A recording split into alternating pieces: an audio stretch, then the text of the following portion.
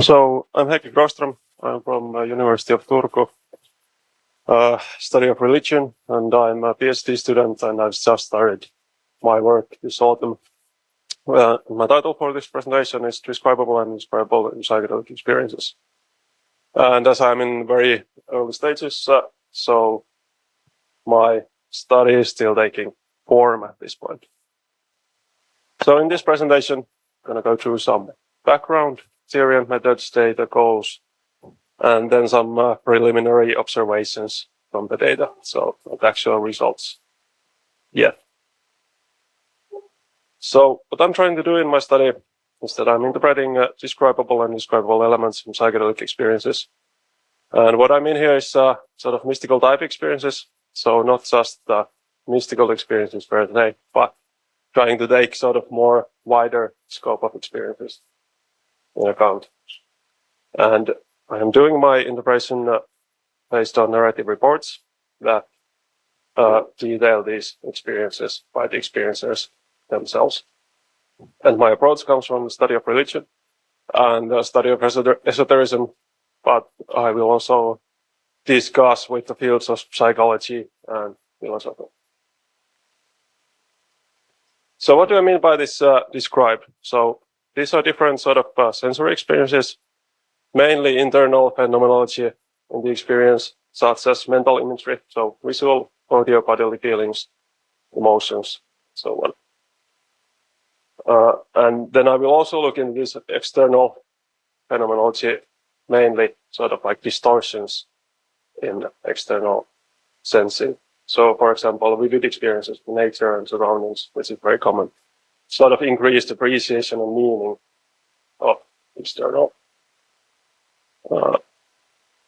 sightings. And then indescribable, with this I mean parts of experience or experiences that have little or no phenomenological content. So the sort of indescribableness is in the very end of the spectrum. So, and there it is literally beyond words, it's ineffable. But I'm sort of thinking this more in a way of dynamic range. So there are various degrees of indescribableness. So such as elements of infinite can be present in the narrative and the experience. And then there might be less sort of abstract content when there is just one sort of focus of that experience, such as one emotion, extreme emotion, like experience of pure light, place, so on. And then when we get closer to sort of what is actually indescribable and ineffable, then we have these kind of experiences such as ego death and non-dual experiences where the sort of subject-object distinction dissolves and there is no one experiencing anymore. So it's very difficult for the words. So what I'm looking what happens between these elements is their interaction and dynamics. One way to think about this is through mediated experience and immediate experience, which I mean by mediated experience, that is experience that is based more on abstraction. And this immediate experience is the part of experience that has little or no abstraction. So this could be sort of thought about like visually sensing an image of a face, and that face can evoke a certain emotion. And then in the experience, it goes in the stage where the face sort of disappears, but the emotion takes a very intense and this overwhelming form, where the experience is very much just that emotion and no abstract content. So this is sort of like how the image can contain an experience in a way. And there is this level of abstraction that is sort of fading from more abstract to this ineffableness.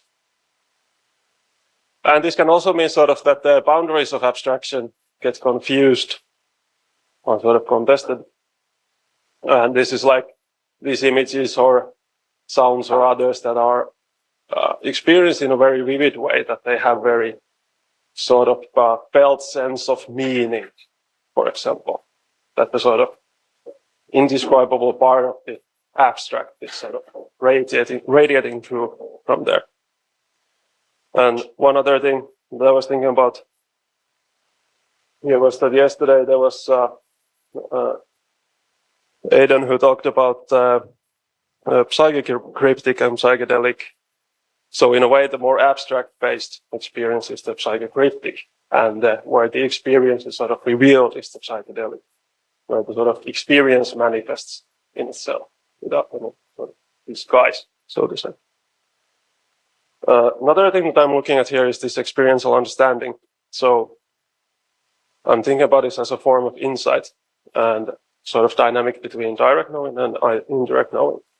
So the indirect knowing would be sort of looking at these contents of a mind, and direct knowing would be experiencing the sort of experience in its purest form. And in these experiences, the understanding is sort of more related to the pure experience part. And I'm looking at this relation with described and describable. And my sort of hypothesis here is that is more related, this gained understanding, with the indescribable part of the experience. And I also think at this stage that this could be an element that explains the meaningfulness and the transformativeness of these experiences, are these more indescribable parts, ineffable parts. So how I'm approaching this, I'm going to use these concepts of cataphatic and apophatic, and this is based on a Swedish researcher in study of religion, Heikki Kråkström, who have used these concepts, which are original theological concepts, but he uses them as tools for research. So he uses this to examine different kind of practices. So cataphatic practices are practices that are based on imagination, so creating content in your mind, such as images, words, places, and so on, and meditating on those. So those would be sort of the describable in my work. And apophatic practices are the sort of opposite way, where you are emptying your mind. And that is sort of the indescribable part. But Ashburn's point was that while traditional these ways have been sort of seen as opposite and maybe sort of exclusive, that they can be visible in the same practice. So in a way, a cataphatic practice can have an apophatic goal, which would mean that by meditating on images, you approach this sort of ineffable apophatic experience of enlightenment. And in that sort of apophatic experience where there is no or very little content in the practice, there's also this gained understanding, sort of higher knowledge experience. And I'm using these concepts to describe the experience and its content. And it's in the same way I'm using this as non-exclusive and also very overlapping concepts. So in a way, the sort of contents in the experience most likely will have cataphatic and apophatic elements. But in the extreme cases, such as in non-dual experiences, the experience can be sort of very purely apophatic. Other ways to sort of conceptualize this is the sort of dynamic between conceptual and experiential. So in a Kantian sense, the experience here is the thing itself, and sort of contents that are pointing to it are the sort of description, like an image. And the experience as the thing itself is to describe, which needs to be experienced. It cannot be, in a way, described. And then these conceptual, these cataphatic elements are tools for consciousness, abstractions that can sort of hold the experience. But it's a tool for a mind to sort of look at the experience, to give it form when it's not actually in the experience. I have a bit of small visualization of this. So on the other side, we have the apophatic and the experience part of this, and on the other side, cataphatic and abstraction. So my hypothesis was that the sort of understanding is gained more in the experience, or the apophatic part of the experience, whereas there's more sort of pure experience without abstraction. And from that understanding, there is some sort of meaning taken that is given to the experience. And the arrows in the middle sort of try to symbolize that it's not this straightforward. Once you just go in the experience, you gain an understanding, and then you give it meaning, but this can be very sort of confused dynamic in a way that, for example, that the elements aren't so clear and sort of dynamic between understanding and meaning giving isn't so linear. As for my data comes from Jussi Ilkka's project, and I'll be using especially narrative reports from that study.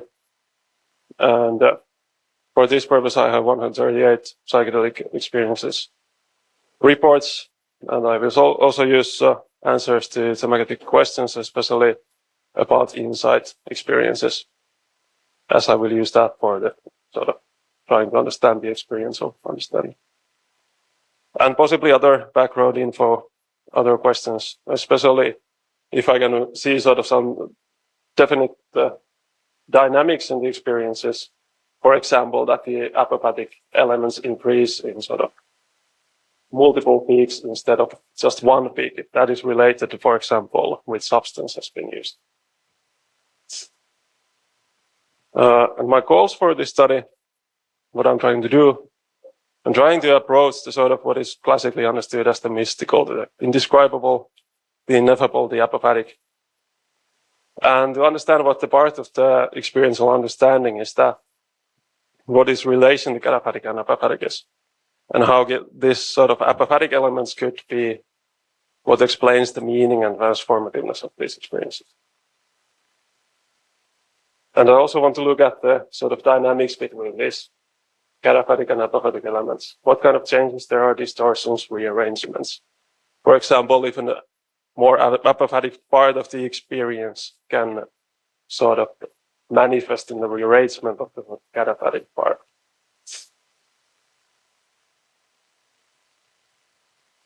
And I'm also trying to understand the experience as a whole. So, a bit contrary to the more traditional approaches, such as based on concept of mystical or mystical experience questionnaires, they tend to focus much on the ineffableness of the experience and sort of gained insights that are very metaphysical and also very positive. But I like to see all kinds of experiences induced by psychedelics here. And the sort of insights don't have to be such groundbreaking as sort of understanding the true nature of reality or something, but it can be much more mundane too.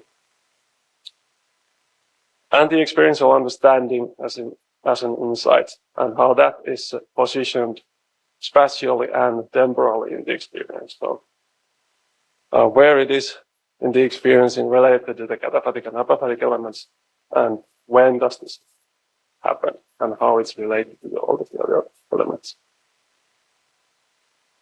So here I have some observations from my data, and these are sort of starting to form my subcategories for my study. So for the cataphatic elements, here are some invert examples.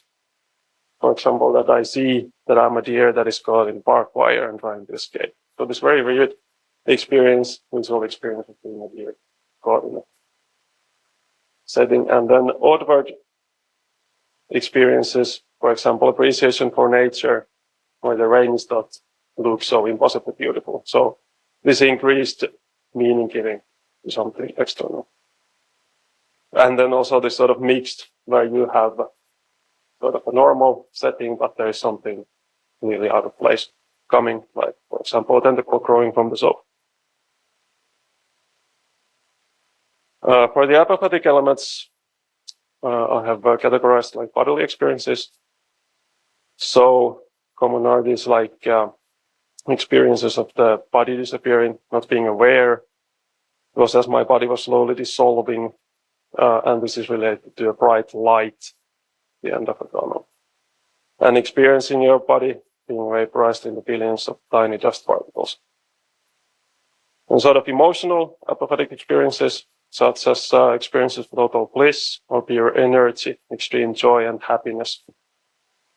And for example, death being a beautiful and peaceful experience. Then this mixed, here I have examples of infinity being present in the descriptions or in the reports. And for example, these spheres floating in infinite space, abstract shapes in infinite space, and infinite being present in everything. So this sort of apophatic presence in the surroundings. And then the last one here is the totem pole, where they see faces, and these faces have this meaning of representing a trait. So sort of this apophatic presence in this cataphatic element of a token. And this was nicely connected to what Juuso was talking earlier today about sort of these epiphanies and also this manifestation of a value. So here is values are very concretely manifested as a friend, face of a friend, for example. Then experiential understanding, so cataphatic and apophatic. Here is sort of like the shift from a cataphatic to the apophatic. So focusing on stitches, which are the cataphatic elements, they go into them and they feel more relaxed. And then that point becomes luminous and they disappear. So you have the sort of abstract content of a stitch that they concentrate, and that becoming a bright light and feelings of disappearing. So sort of clearly going from more abstract space to more apophatic space. And here at the end, for example, they see their girlfriend's face appear in the vision, and from that face, they go to this experience of overwhelming sensation of bliss. And this one was interesting, also very neatly sort of described in the narrative, how they are visualizing themselves with being in a well, and then innumerable hands reach from a source of light, and then they are taken into the light. So sort of very sort of cataphatic, abstract-based part of the experience. They are going in this space of experience where there's very little abstraction, meaning the light. And also this feeling of being transformed and being connected with your deeper self and so on. Some other examples from emotions, for example, more negative kind of understandings, like feeling extreme pain and vanity, and then coming to understanding that their life is completely meaningless and pointless. This is only part of the experience. They actually get in the more positive stage in the experience, but nevertheless. And this one, the second one is actually connected to the one with the girlfriend's face. So when they experience that bliss and joy from the picture of their loved one, they feel the vast gratitude for the people that they have in their life. And then they start seeing these abstractions of their loved ones, meaning their faces, and then connect with this understanding of gratitude and joy of having them in their life. Also some changes, examples of that. For example, they have a paranoid thought and sort of experience changes so that the rocks in the circle them. And then angry faces, changing into faces with loving smiles. And these are like, these dynamics that happen in the experience that are related to certain aspects. And the last one is also interesting when they're trying to get the roller coaster moving, but can't get it rolling. Another thing is that I noticed that the tension is very vividly described, and there's a lot of sort of this dynamic that the tension tends to grow stronger, and then there's this release, and there's a few examples of physical and emotional tension. So what I've been sort of preliminary observing is that there are a lot of similar elements, variation dynamics, but also things like sort of clear dynamics too, where there's going from a clearly abstracted states to more states where there's very little abstraction or no abstraction. So this sort of interesting how these apophatic elements, these elements with little abstraction, are found in the experience in which phases and how they are related. Also, the tension is interesting, how it seems that the increase of tension also seems to correlate a bit with the increased intensity, increased in meaning and vividity, and maybe the other elements. So, thank you.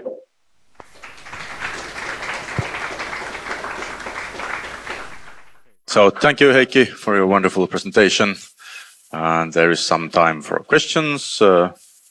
Yes, thank you. It's a super interesting project. But one of the sort of the thing that I'm especially interested in, because I'm interested in space and place, and you mentioned this spatiality. I was just wondering, do you have any ideas already how you are kind of approaching that altered sense of spatiality or experience of spatiality?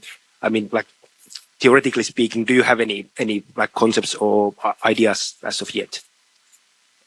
You mean for example, the infinite spaces and such? Yeah, exactly. How you are, what kind of sort of tools are you thinking of using to kind of analyze or make sense of these? Like, basically, what I'm thinking about here is kind of weird spaces that you or these people are reporting. So, I mean, I don't know if you have anything, but just a thought or this kind of question. Yeah. I haven't actually thought about the actual spaces so much. In more overall sense, I'm trying to connect this to the sort of how abstraction is seen in psychology. So how this is sort of, for example, the infinite spaces is sort of, there's this element of experience that has very little abstraction. Or maybe if there are really weird spaces, that could also mean that sort of abstraction, the sort of model of abstraction is sort of confused at that moment. But it would be interesting to really look into that, how the space is also described there. So for now, I just concentrated more on the infinite, but also this sort of weird spaces is very interesting aspect. Yeah, thank you. I'm looking forward to hearing and seeing more about your stuff. Thank you. Well, I have one question in mind. It was really interesting to hear about this sort of like the like dichotomy between like experiential and conceptual, because psychedelic experiences seem to sort of like push forward the indescribable and like more like direct experience. But I was thinking of one issue, like if we put this like into sort of like quite strong like dichotomy, that there is the experiential and conceptual knowledge, or the direct experience and the mediated experience.